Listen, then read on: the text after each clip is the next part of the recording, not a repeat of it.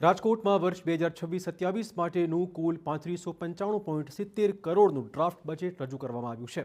Municipal કમિશનરે budget standing કમિટીને સોંપી દીધું છે।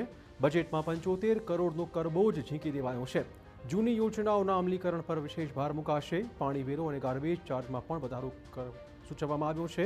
ઘર દીઠ પાણી વેરો 1500થી વધારી 2400 સૂચવવામાં આવ્યો છે।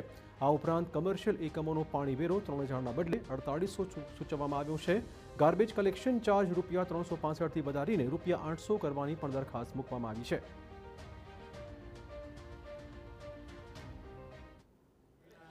₹3500 કરોડની રકમનું અમારું બજેટ એ આ વર્ષે થયું છે।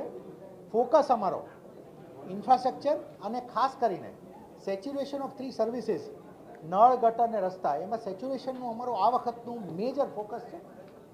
અમે એ પણ જણાવી આપને કે ગત વર્ષનું અમારા બજેટને અમે ઓલમોસ્ટ 90%થી વધારે ક્રોસ કરી રહ્યા છીએ। એ રીતે અમને આજે એ વાતનો પણ સંતોષ છે કે એક્ઝિક્યુશન ઓફ 25-26 પણ અમારું બજેટ 25-26 પણ સારી રીતે થયું છે। આવું જ એક્ઝિક્યુશન થઈ શકે અને નાગરિકોને ખૂબ સારી પાયાની સુવિધાઓ અને સાથે વર્લ્ડ ક્લાસ ઇન્ફ્રાસ્ટ્રક્ચર એ આપી શકાય। અમારા બે મેઇન ફોકસ જેને હું કહું તો સ્પોર્ટ્સ ઉપર આ વખતે ઘણો ફોકસ છે આ બજેટમાં અને એર ક્વોલિટીના ઇમ્પ્રુવમેન્ટ અને plus timely delivery of projects એ આ બજેટમાં અમે એશ્યોર્ડ વેમાં જવા માંગીએ છીએ।